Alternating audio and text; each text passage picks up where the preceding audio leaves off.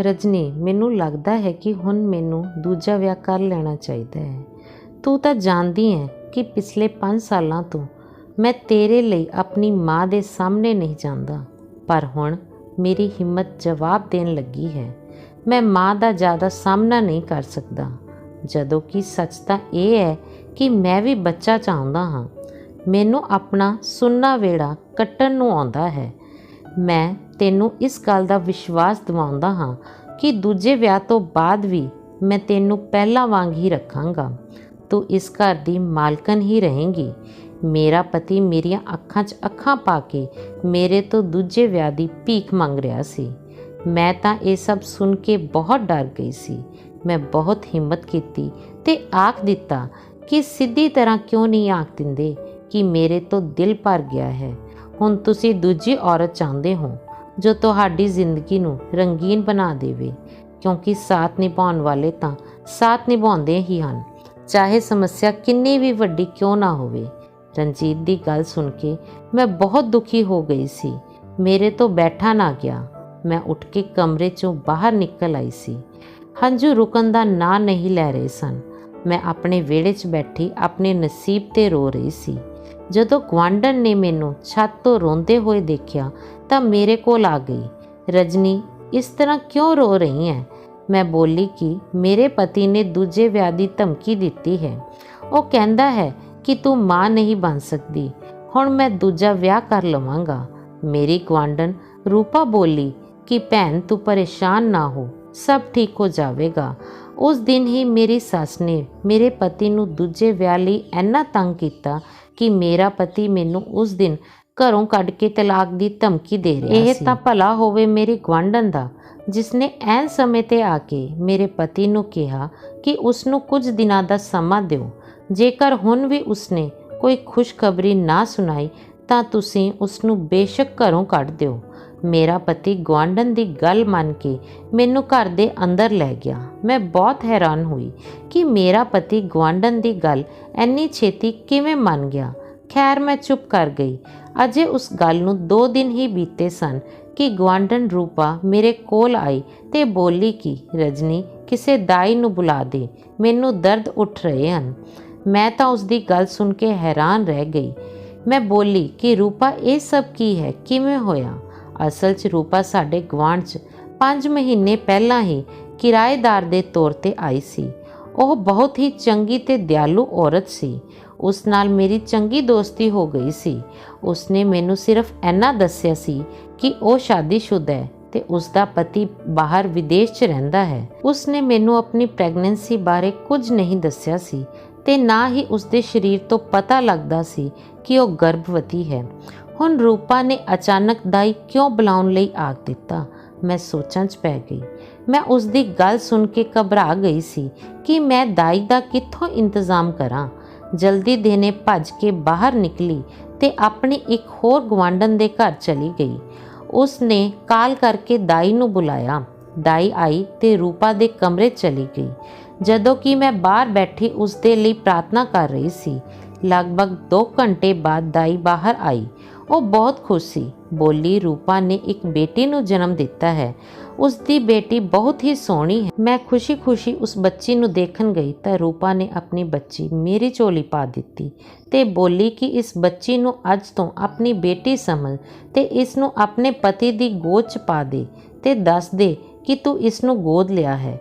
ਫਿਰ ਉਹ ਦੂਜਾ ਵਿਆਹ ਕਰਨ ਦਾ ਸੋਚੇਗਾ ਵੀ ਨਹੀਂ ਤੇ ਫਿਰ ਮੇਰੀ ਗੱਲ ਵੀ ਪੂਰੀ ਹੋ ਜਾਵੇਗੀ। ਮੈਂ ਪੁੱਛਿਆ ਕਿ ਕਿਹੜੀ ਗੱਲ?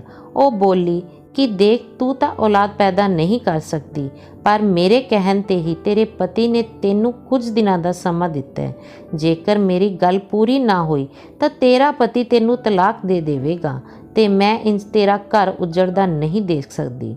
ਮੈਂ ਰੂਪਾ ਦੀ ਗੱਲ ਸੁਣ ਕੇ ਬਹੁਤ ਖੁਸ਼ ਹੋ ਗਈ, ਪਰ ਮੈਂ ਬੋਲੀ ਕਿ ਰੂਪਾ, ਅਜਿਹਾ ਕਿਵੇਂ ਹੋ ਸਕਦਾ ਹੈ ਕਿ ਤੇਰੇ ਪਤੀ ਨੇ ਇਸ ਬੱਚੀ ਨੂੰ ਦੇਣ 'ਤੇ ਨਹੀਂ ਰੋਕਿਆ?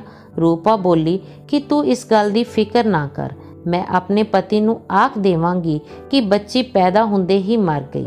मैं बोली, रूपा तू मेरी खातर इन्ना वड्डा झूठ किवें बोल सकदी है। रूपा ने मेरे हाथ ते हथ रख दिता ते बोली कि तू क्यों इन्नी फिक्र करदी है। असल गल यह है कि मैं अजे बच्चे की जिम्मेवारी उठाउण लई तैयार नहीं हाँ। खुद तां मेरा पति विदेश चला गया है, मैं क्यों उस लई खुद नूं इन्नी परेशानी च पावां। मैनू लगदा सी जिवें रूपा मैनू झूठ बोल रही है। ਉਹ ਜਾਣ-ਬੁੱਝ ਕੇ ਉਸ ਬੱਚੀ ਤੋਂ ਖਹਿੜਾ ਚੜਾਉਣਾ ਚਾਹੁੰਦੀ ਸੀ, ਪਰ ਮੈਂ ਵੀ ਖੁਸ਼ੀ-ਖੁਸ਼ੀ ਉਸ ਬੱਚੀ ਨੂੰ ਲੈ ਲਿਆ। ਜੇਕਰ ਉਸ ਨੂੰ ਕਦਰ ਨਹੀਂ ਸੀ ਤਾਂ ਕੀ ਹੋਇਆ, ਮੈਂ ਤਾਂ ਉਸ ਦੀ ਬੇਟੀ ਲਈ ਮਰੀ ਜਾ ਰਹੀ ਸੀ। ਮੈਂ ਉਸ ਬੱਚੀ ਨੂੰ ਗੋਦ 'ਚ ਲੈ ਕੇ ਪਤੀ ਕੋਲ ਗਈ ਤੇ ਬੋਲੀ ਕਿ ਇਹ ਦੇਖੋ ਸਾਡੀ ਬੇਟੀ। ਮੇਰੀ ਗੱਲ ਸੁਣ ਕੇ ਉਹ ਬਹੁਤ ਪਰੇਸ਼ਾਨ ਹੋਇਆ ਤੇ ਬੋਲਿਆ ਕਿ ਸਾਡੀ ਬੇਟੀ ਕਿਵੇਂ। ਉਹਨਾਂ ਨੂੰ ਰੂਪਾ ਦੀ ਸਾਰੀ ਗੱਲ ਦੱਸ ਦਿੱਤੀ ਤਾਂ ਉਹ ਬਹੁਤ ਖੁਸ਼ ਹੋ ਗਿਆ ਤੇ ਬੋਲੇ ਕਿ ਬਹੁਤ ਬਹੁਤ ਮੁਬਾਰਕ ਹੋਵੇ ਰਜਨੀ, ਤੂੰ ਮਾਂ ਬਣ ਗਈ ਤੇ ਮੈਂ ਪਿਤਾ। ਭਗਵਾਨ ਦੀ ਕਿਰਪਾ ਹੈ ਜੋ ਉਸਨੇ ਮੈਨੂੰ ਬੱਚਾ ਦੇ ਦਿੱਤਾ। ਹੁਣ ਮੈਨੂੰ ਦੂਜੇ ਵਿਆਹ ਦੀ ਕੋਈ ਲੋੜ ਨਹੀਂ ਹੈ। ਰਣਜੀਤ ਦੇ ਮੂੰਹੋਂ ਇਹ ਸਭ ਕੁਝ ਸੁਣ ਕੇ ਮੇਰੀ ਖੁਸ਼ੀ ਦਾ ਕੋਈ ਟਿਕਾਣਾ ਨਾ ਰਿਹਾ। ਮੇਰੀਆਂ ਅੱਖਾਂ 'ਚ ਹੰਝੂ ਆ ਗਏ। ਮੇਰਾ ਘਰ ਉਜੜਨ ਤੋਂ ਬਚ ਗਿਆ। ਮੇਰਾ ਪਿਆਰ ਮੇਰੇ ਤੋਂ ਜੁਦਾ ਹੁੰਦੇ ਹੁੰਦੇ ਬਚ ਗਿਆ। ਮੈਂ ਉਸ ਬੱਚੀ ਦਾ ਮੱਥਾ ਚੁੰਮਿਆ। ਉਸ ਕਰਕੇ ਮੈਂ ਆਪਣੇ ਪਤੀ ਨਾਲ ਰਹਿ ਸਕਦੀ ਸੀ। ਸ਼ਾਮ ਤੱਕ ਤਾਂ ਸਭ ਕੁਝ ਚੰਗਾ ਹੋ ਰਿਹਾ ਸੀ, ਪਰ ਜਿਵੇਂ ਹੀ ਰਾਤ ਹੋਈ ਤਾਂ ਬੱਚੀ ਨੇ ਰੋਣਾ ਸ਼ੁਰੂ ਕਰ ਦਿੱਤਾ। ਮੈਂ ਕਦੇ ਉਸ ਨੂੰ ਦੁੱਧ ਦਿੰਦੀ ਤੇ ਕਦੇ ਉਸ ਨੂੰ ਮੋਢੇ ਲਾ ਕੇ ਘੁੰਮਦੀ ਰਹਿੰਦੀ। ਰਣਜੀਤ ਵੀ ਮੇਰੇ ਨਾਲ ਹੀ ਸੀ। ਉਹ ਵੀ ਕੋਸ਼ਿਸ਼ ਕਰ ਰਿਹਾ ਸੀ ਕਿ ਕਿਸੇ ਤਰ੍ਹਾਂ ਬੱਚੀ ਚੁੱਪ ਹੋ ਜਾਵੇ। 2 ਘੰਟੇ ਇਸੇ ਤਰ੍ਹਾਂ ਹੀ ਬੀਤ ਗਏ। ਹੁਣ ਰਣਜੀਤ ਬੋਲਿਆ ਕਿ ਮੇਰੀ ਮੰਨੇ ਤਾਂ ਇਸ ਬੱਚੀ ਨੂੰ ਉਸਦੀ ਮਾਂ ਕੋਲ ਲੈ ਚਲ। ਇਹ ਆਪਣੀ ਮਾਂ ਦੀ ਖੁਸ਼ਬੂ ਸੁੰਘ ਲਵੇਗੀ ਤਾਂ ਉਸਨੂੰ ਚੈਨ ਆ ਜਾਵੇਗਾ। ਇੱਕ ਵਾਰ ਤਾਂ ਮੈਨੂੰ ਗੁੱਸਾ ਆਇਆ ਕਿ ਇਹ ਹੁਣੇ ਹੀ ਤੰਗ ਆ ਗਏ, ਪਰ ਮੈਂ ਵੀ ਬੱਚੀ ਦੇ ਰੋਣ ਕਰਕੇ ਥੋੜਾ ਘਬਰਾ ਗਈ ਸੀ। ਇਸ ਲਈ ਉਸ ਨੂੰ ਲੈ ਕੇ ਗੁਆਂਢਣ ਦੇ ਘਰ ਚਲੀ ਗਈ। ਜਦ ਉਸ ਦੇ ਕਮਰੇ ਦਾ ਦਰਵਾਜ਼ਾ ਖੋਲ੍ਹਿਆ ਤਾਂ ਇਹ ਦੇਖ ਹੈਰਾਨ ਰਹਿ ਗਈ ਕਿ ਉਹ ਤਾਂ ਖਾਲੀ ਸੀ। ਮੈਂ ਬੱਚੀ ਨੂੰ ਬੈੱਡ 'ਤੇ ਲਿਟਾਇਆ ਤੇ ਬਾਥਰੂਮ 'ਚ ਚੈੱਕ ਕੀਤਾ ਤਾਂ ਉਹ ਵੀ ਖਾਲੀ ਸੀ। ਮੈਂ ਬਹੁਤ ਹੈਰਾਨ ਸੀ ਕਿ ਇੰਨੀ ਰਾਤ ਨੂੰ ਆਖਰ ਉਹ ਕਿੱਥੇ ਜਾ ਸਕਦੀ ਹੈ। ਮੈਂ ਇਹੀ ਸੋਚ ਕੇ ਬਹੁਤ ਪਰੇਸ਼ਾਨ ਹੋ ਰਹੀ ਸੀ ਕਿ ਮੇਰੀ ਨਜ਼ਰ ਸਾਈਡ 'ਤੇ ਪਏ ਟੇਬਲ 'ਤੇ ਰੱਖੇ ਕਾਗਜ਼ 'ਤੇ ਪਈ ਤੇ ਮੈਂ ਜਲਦੀ ਨਾਲ ਉਹ ਕਾਗਜ਼ ਖੋਲ੍ਹ ਕੇ ਦੇਖਿਆ ਤੇ ਉਹ 'ਤੇ ਲਿਖਿਆ ਸੀ, ਪਿਆਰੀ ਰਜਨੀ, ਮੈਂ ਅੱਜ ਤੈਨੂੰ ਆਪਣੀ ਜ਼ਿੰਦਗੀ ਦਾ ਸਭ ਤੋਂ ਵੱਡਾ ਰਾਜ਼ ਦੱਸਣ ਜਾ ਰਹੀ ਹਾਂ। ਅਸਲ 'ਚ ਮੇਰੀ ਬੱਚੀ ਨਾਜਾਇਜ਼ ਹੈ। ਉਸ ਦੇ ਪਿਤਾ ਨੂੰ ਪਤਾ ਨਹੀਂ ਕਿ ਮੇਰੀ ਕੁੱਖ 'ਚ ਕੋਈ ਬੱਚਾ ਪਲ ਰਿਹਾ ਸੀ। ਜੇਕਰ ਉਸ ਨੂੰ ਪਤਾ ਲੱਗ ਜਾਂਦਾ ਤਾਂ ਉਹ ਮੈਨੂੰ ਤੁਰੰਤ ਤਲਾਕ ਦੇ ਦਿੰਦਾ ਤੇ ਇਸ ਤਰ੍ਹਾਂ ਮੇਰਾ ਘਰ ਉੱਜੜ ਜਾਂਦਾ। ਤੂੰ ਬੱਚੇ ਲਈ ਤਰਸ ਰਹੀ ਸੀ, ਇਸ ਲਈ ਇਹ ਮੈਂ ਤੈਨੂੰ ਦੇ ਆਈ ਹਾਂ ਤੇ ਖੁਦ ਬਹੁਤ ਦੂਰ ਜਾ ਰਹੀ ਹਾਂ। ਮੇਰੀ ਬੱਚੀ ਜਦੋਂ ਵੱਡੀ ਹੋਵੇਗੀ ਤਾਂ ਤੈਨੂੰ ਉਸ ਤੋਂ ਬਾਅਦ ਇੱਕ ਹੋਰ ਰਾਜ਼ ਵੀ ਪਤਾ ਲੱਗ ਜਾਵੇਗਾ। ਉਦੋਂ ਤੈਨੂੰ ਮੇਰੇ ਤੋਂ ਬਹੁਤ ਸ਼ਿਕਾਇਤ ਹੋਵੇਗੀ, ਪਰ ਮੈਂ ਹੁਣੇ ਹੀ ਤੇਰੇ ਤੋਂ ਮਾफ़ੀ ਮੰਗ ਰਹੀ ਹਾਂ। ਮੈਨੂੰ ਮਾफ़ ਕਰ ਦੇਣਾ। ਮੈਂ ਚਿੱਠੀ ਪੜ੍ਹ ਕੇ ਬਿਲਕੁਲ ਹੈਰਾਨ ਰਹਿ ਗਈ ਸੀ। ਰੂਪਾ ਸ਼ਕਲ ਤੋਂ ਇੰਨੀ ਸ਼ਰੀਫ ਲੱਗਦੀ ਸੀ, ਉਹ ਕਿਵੇਂ ਇੰਨਾ ਗਲਤ ਕੰਮ ਕਰ ਸਕਦੀ ਸੀ ਤੇ ਫਿਰ ਉਹ ਆਪਣੀ ਨਾਜਾਇਜ਼ ਔਲਾਦ ਮੇਰੀ ਗੋਦ 'ਚ ਪਾ ਗਈ ਸੀ। ਇਹ ਸੱਚ ਹੈ ਕਿ ਮੈਨੂੰ ਬੱਚੇ ਦੀ ਲੋੜ ਸੀ, ਪਰ ਨਾਜਾਇਜ਼ ਬੱਚੇ ਦੀ ਨਹੀਂ। ਬੱਚੀ ਹੁਣ ਸੋ ਚੁੱਕੀ ਸੀ। ਮੈਂ ਭਾਰੀ ਦਿਲ ਨਾਲ ਆਪਣੇ ਘਰ ਆ ਗਈ। ਰਣਜੀਤ ਵੀ ਸੋ ਗਿਆ ਸੀ। ਮੈਂ ਸੋਚਿਆ ਕਿ ਮੈਂ ਰਣਜੀਤ ਨੂੰ ਰੂਪਾ ਦੀ ਹਕੀਕਤ ਬਾਰੇ ਨਹੀਂ ਦੱਸਾਂਗੀ। ਸਵੇਰ ਹੋਈ ਤਾਂ ਬੱਚੀ ਫਿਰ ਤੋਂ ਰੋ ਰਹੀ ਸੀ। ਰਣਜੀਤ ਬੋਲੇ ਕਿ ਇਸ ਦੀ ਮਾਂ ਨੂੰ ਬੁਲਾ ਲਿਆ। ਆਪਣੇ ਪਤੀ ਦੀ ਗੱਲ ਮੰਨ ਜਦੋਂ ਗੁਆਂਢਣ ਦੇ ਘਰ ਗਈ ਤਾਂ ਜਲਦੀ ਜਲਦੀ ਵਾਪਸ ਆਈ ਤੇ ਬੋਲੀ ਕਿ ਰਣਜੀਤ, ਰੂਪਾ ਘਰੇ ਨਹੀਂ ਹੈ। ਉਸ ਦਾ ਘਰ ਖੁੱਲ੍ਹਾ ਪਿਆ ਹੈ, ਪਰ ਉਸ ਦੇ ਘਰ ਕੋਈ ਸਮਾਨ ਨਹੀਂ ਹੈ। ਇਹ ਸੁਣ ਰਣਜੀਤ ਬਹੁਤ ਹੈਰਾਨ ਹੋਇਆ ਤੇ ਬੋਲਿਆ ਕਿ ਉਹ ਕਿੱਥੇ ਜਾ ਸਕਦੀ ਹੈ। ਮੈਂ ਬੋਲੀ ਕਿ ਰਾਤ ਜਦੋਂ ਮੈਂ ਬੱਚੀ ਨੂੰ ਉਸ ਕੋਲ ਲੈ ਕੇ ਗਈ ਤਾਂ ਉਹ ਆਖ ਰਹੀ ਸੀ ਕਿ ਜੇਕਰ ਮੈਂ ਇੱਥੇ ਰਹੀ ਤਾਂ ਸਾਰੀ ਜ਼ਿੰਦਗੀ ਤੁਸੀਂ ਮੇਰੇ ਅਹਿਸਾਨ ਮਨ 'ਤੇ ਮੁਹਤਾਜ ਰਹੋਗੇ, ਇਸ ਲਈ ਮੈਨੂੰ ਇੱਥੋਂ ਚਲੇ ਜਾਣਾ ਚਾਹੀਦਾ ਹੈ। ਉਦੋਂ ਮੈਂ ਸਮਝੀ ਕਿ ਉਹ ਮਜ਼ਾਕ ਕਰ ਰਹੀ ਹੈ, ਇਸ ਲਈ ਕੁਝ ਵੀ ਆਖੇ ਬਿਨਾਂ ਉੱਥੋਂ ਵਾਪਸ ਆ ਗਈ ਤੇ ਹੁਣ ਜਾ ਕੇ ਦੇਖਿਆ ਤਾਂ ਉਹ ਘਰੇ ਨਹੀਂ ਹੈ। ਰਣਜੀਤ ਉਸ ਲਈ ਪਰੇਸ਼ਾਨ ਹੋ ਗਿਆ ਸੀ। ਉਹ ਬੋਲਿਆ ਕਿ ਮੈਂ ਅੱਜ ਤੱਕ ਰੂਪਾ ਵਰਗੀ ਔਰਤ ਨਹੀਂ ਦੇਖੀ। ਮੈਂ ਪ੍ਰਾਰਥਨਾ ਕੀਤੀ ਕਿ ਰਣਜੀਤ ਨੂੰ ਇਸ ਬੱਚੀ ਦੀ ਅਸਲੀਅਤ ਨਹੀਂ ਪਤਾ ਲੱਗਣੀ ਚਾਹੀਦੀ। ਬੱਚੇ ਸਾਂਭਣ ਦੀ ਮੈਨੂੰ ਆਦਤ ਨਹੀਂ ਸੀ। ਅਸੀਂ ਉਸ ਬੱਚੀ ਦਾ ਨਾਂ ਨੂਰੀ ਰੱਖਿਆ ਸੀ। ਮੈਂ ਉਸ ਦੇ ਸਾਰੇ ਕੰਮ ਲਈ ਨੌਕਰਾਨੀ ਰੱਖ ਲਈ ਸੀ। ਮੈਂ ਬਸ ਉਸ ਨਾਲ ਖੇਡਦੀ ਸੀ ਜਾਂ ਉਸ ਨੂੰ ਸੁਲਾ ਦਿੰਦੀ ਸੀ। ਮੇਰੀ ਸੱਸ ਵੀ ਆਪਣੇ ਦੂਜੇ ਬੇਟੇ ਕੋਲ ਪਿੰਡ ਜਾ ਕੇ ਰਹਿਣ ਲੱਗ ਗਈ ਸੀ। ਇਸ ਲਈ ਮੇਰੇ ਪਤੀ ਨੇ ਇੱਕ ਨੌਕਰਾਨੀ ਰੱਖਣ 'ਤੇ ਇਤਰਾਜ਼ ਨਹੀਂ ਕੀਤਾ ਸੀ। ਇੱਕ ਦਿਨ ਮੈਨੂੰ ਪਤਾ ਲੱਗਿਆ ਕਿ ਮੈਂ ਵੀ ਗਰਭਵਤੀ ਹੋ ਗਈ ਹਾਂ। ਵਿਆਹ ਤੋਂ 5 ਸਾਲ ਬਾਅਦ ਗਰਭਵਤੀ ਹੋਣਾ ਮੇਰੀ ਜ਼ਿੰਦਗੀ ਦੀ ਸਭ ਤੋਂ ਵੱਡੀ ਖੁਸ਼ੀ ਬਣ ਗਈ ਸੀ। ਰਣਜੀਤ ਨੂੰ ਜਦੋਂ ਇਹ ਖੁਸ਼ਖਬਰੀ ਮਿਲੀ ਤਾਂ ਉਹ ਵੀ ਬਹੁਤ ਖੁਸ਼ ਹੋ ਗਈ। ਪ੍ਰੈਗਨੈਂਸੀ ਕਰਕੇ ਮੈਨੂੰ ਪਰੇਸ਼ਾਨੀਆਂ ਵੀ ਬਹੁਤ ਆ ਰਹੀਆਂ ਸਨ, ਇਸ ਲਈ ਡਾਕਟਰ ਨੇ ਮੈਨੂੰ ਬੈੱਡ ਰੈਸਟ ਦਾ ਬੋਲ ਦਿੱਤਾ ਸੀ। ਹੁਣ ਤਾਂ ਮੇਰੀ ਨੂਰੀ ਬਿਲਕੁਲ ਹੀ ਨੌਕਰਾਨੀ ਦੇ ਰਹਿਮੋ ਕਰਮ 'ਤੇ ਸੀ। ਇੱਕ ਦਿਨ ਨੌਕਰਾਨੀ ਮੇਰੇ ਕੋਲ ਆ ਕੇ ਬੈਠ ਗਈ। ਬੋਲੀ ਕਿ ਦੀਦੀ, ਤੁਸੀਂ ਦੂਜੀ ਵਾਰ ਗਰਭਵਤੀ ਹੋ ਗਏ ਹੋ। ਤੁਹਾਡੀ ਨਜ਼ਰ ਉਤਾਰ ਦੇਵਾਂ ਤਾਂ ਕਿ ਤੁਹਾਡਾ ਦੂਜਾ ਬੱਚਾ ਨੂਰੀ ਵਾਂਗ ਨਾ ਹੋਵੇ। ਮੈਂ ਹੈਰਾਨ ਰਹਿ ਗਈ ਤੇ ਬੋਲੀ ਕਿ ਤੇਰਾ ਮਤਲਬ ਕੀ ਹੈ? ਕੀ ਹੋਇਆ ਹੈ ਨੂਰੀ ਨੂੰ? ਮਾਲਕ ਦੀ ਕਿਰਪਾ ਹੈ, ਉਹ ਚੰਗੀ ਭਲੀ ਤਾਂ ਹੈ। ਅਚਾਨਕ ਨੌਕਰਾਨੀ ਮੂੰਹ 'ਚ ਹੀ ਕੁਝ ਬੋਲ ਗਈ ਤੇ ਬੋਲੀ ਕਿ ਜੀ ਐਵੇਂ ਹੀ ਖਿਆਲ ਹੈ ਮੇਰਾ। ਇਸ ਵਾਰ ਭਗਵਾਨ ਨੇ ਮੇਰੇ ਤੇ ਕਿਰਪਾ ਕੀਤੀ ਸੀ ਤੇ ਮੈਨੂੰ ਬੇਟਾ ਦਿੱਤਾ ਸੀ। ਇੱਕ ਬੇਟਾ ਤੇ ਇੱਕ ਬੇਟੀ। ਮੈਂ ਬਹੁਤ ਖੁਸ਼ ਸੀ। ਮੈਂ ਰਣਜੀਤ ਨੂੰ ਆਖ ਦਿੱਤਾ ਸੀ ਕਿ ਮੈਨੂੰ ਇੱਕ ਹੋਰ ਨੌਕਰਾਨੀ ਦੀ ਲੋੜ ਹੈ। 2 ਬੱਚੇ ਹੋ ਗਏ ਹਨ, ਹੁਣ ਕੰਮ ਨਹੀਂ ਕੀਤਾ ਜਾਂਦਾ। ਨੂਰੀ ਨੂੰ ਤਾਂ ਅਜੇ ਨੌਕਰਾਨੀ ਹੀ ਸਾਂਭਦੀ ਸੀ, ਕਿਉਂਕਿ ਨੂਰੀ 2 ਸਾਲਾਂ ਦੀ ਹੋਣ ਵਾਲੀ ਸੀ ਤੇ ਐਨੀ ਸ਼ਰਾਰਤੀ ਸੀ ਕਿ ਕੋਈ ਹੱਦ ਹੀ ਨਹੀਂ ਸੀ। ਉਹ ਬਿਲਕੁਲ ਵੀ ਇੱਕ ਥਾਂ ਤੇ ਟਿਕ ਕੇ ਨਹੀਂ ਬੈਠਦੀ ਸੀ। ਅਸਲ ਪਰੇਸ਼ਾਨੀ ਤਾਂ ਮੈਨੂੰ ਉਦੋਂ ਹੋਈ ਜਦੋਂ ਨੌਕਰਾਨੀ ਦਾ ਪਤੀ ਮਰ ਗਿਆ ਤੇ ਉਹ ਕੰਮ ਛੱਡ ਕੇ ਚਲੀ ਗਈ। ਮੇਰੇ ਤੇ ਇੰਨੀਆਂ ਜ਼ਿੰਮੇਵਾਰੀਆਂ ਆ ਗਈਆਂ ਕਿ ਸਿਰ ਖੁਰਕਣ ਦੀ ਵਿਹਲ ਨਹੀਂ ਸੀ। ਹੁਣ ਤਾਂ ਮੇਰੀ ਰਣਜੀਤ ਨਾਲ ਲੜਾਈ ਵੀ ਹੋ ਗਈ ਸੀ, ਕਿਉਂਕਿ ਉਹ ਨੌਕਰਾਨੀ ਲੱਭਣ 'ਚ ਬਹੁਤ ਸੁਸਤੀ ਕਰ ਰਿਹਾ ਸੀ। ਹੁਣ ਤਾਂ ਨੂਰੀ ਦੇ ਕੰਮ ਵੀ ਮੈਨੂੰ ਹੀ ਕਰਨੇ ਪੈ ਰਹੇ ਸਨ। ਜ਼ਿੰਦਗੀ 'ਚ ਪਹਿਲੀ ਵਾਰ ਮੈਂ ਉਸ ਨੂੰ ਨਹਾ ਰਹੀ ਸੀ। ਤਦ ਇੱਕ ਬਹੁਤ ਵੱਡੀ ਸੱਚਾਈ ਮੇਰੇ ਸਾਹਮਣੇ ਆਈ। ਮੈਨੂੰ ਅੱਜ ਸਮਝ ਆਇਆ ਸੀ ਕਿ ਰੂਪਾ ਆਪਣੀ ਬੇਟੀ ਛੱਡ ਕੇ ਕਿਉਂ ਭੱਜ ਗਈ ਸੀ। ਉਸਨੇ ਕਿਉਂ ਕਿਹਾ ਸੀ ਕਿ ਸਮੇਂ ਦੇ ਨਾਲ ਨਾਲ ਇੱਕ ਹੋਰ ਰਾਜ਼ ਵੀ ਖੁੱਲ੍ਹ ਕੇ ਤੇਰੇ ਸਾਹਮਣੇ ਆਵੇਗਾ ਤੇ ਉਸ ਦਿਨ ਤੂੰ ਮੈਨੂੰ ਮਾਫ਼ ਕਰ ਦੇਵੀਂ।